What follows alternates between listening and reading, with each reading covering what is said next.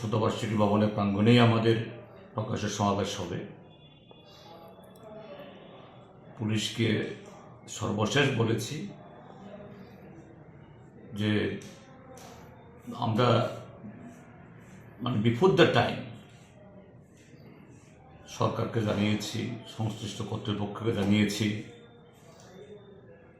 এবং যাতে রবীন্দ্র ভবন শহরের মাঝখানে, সেখানে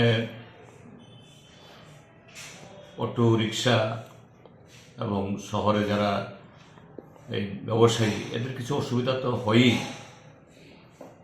অতীতে যখনই যে কোনো দল সেখানে কর্মসূচি হয়েছে, এটা অ্যাভয়েড করার জন্য আমরা উমাকান্ত ময়দানের সামনে লনেও আমরা চেয়েছি।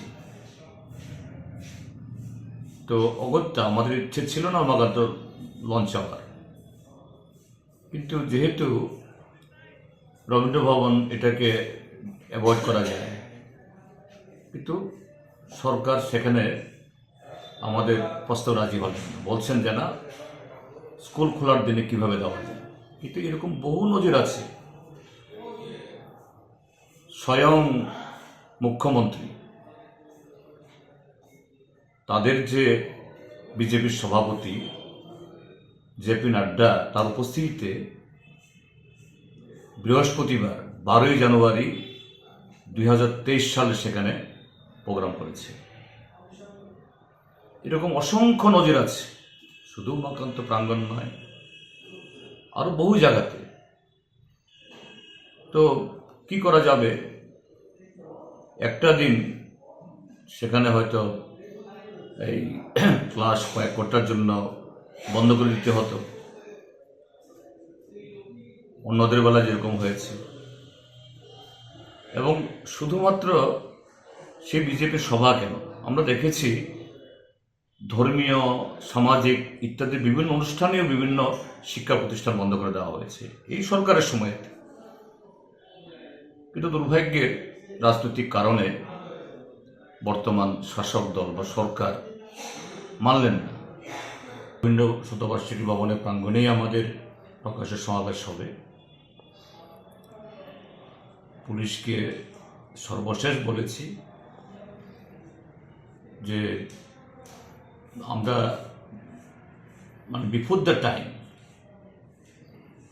সরকারকে জানিয়েছি, সংশ্লিষ্ট কর্তৃপক্ষকে জানিয়েছি এবং যাতে রবীন্দ্র ভবন শহরের মাঝখানে, সেখানে অটো রিক্সা এবং শহরে যারা এই ব্যবসায়ী, এদের কিছু অসুবিধা তো হয়ই। অতীতে যখনই যে কোনো দল সেখানে কর্মসূচি হয়েছে, এটা অ্যাভয়েড করার জন্য আমরা উমাকান্ত ময়দানের সামনে লনেও আমরা চেয়েছি। তো অগত্যা আমাদের ইচ্ছে ছিল না উমাকান্ত লঞ্চ আবার, কিন্তু যেহেতু রবীন্দ্র ভবন এটাকে অ্যাভয়েড করা যায়, কিন্তু সরকার সেখানে আমাদের প্রস্তাব রাজি হলেন, বলছেন যে না, স্কুল খোলার দিনে কিভাবে দেওয়া যায়। কিন্তু এরকম বহু নজির আছে। স্বয়ং মুখ্যমন্ত্রী তাদের যে বিজেপির সভাপতি জেপি নাড্ডা, তার উপস্থিতিতে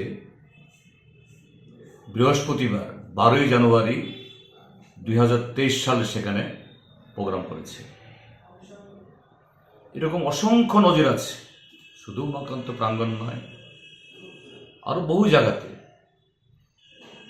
তো কি করা যাবে, একটা দিন সেখানে হয়তো এই ক্লাস কয়েক ঘন্টার জন্য বন্ধ করে দিতে হতো, অন্যদের বেলা যেরকম হয়েছে।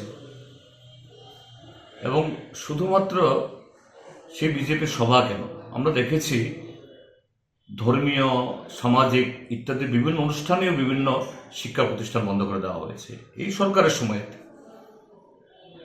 কিন্তু দুর্ভাগ্যের রাজনৈতিক কারণে বর্তমান শাসক দল বা সরকার মানলেন না।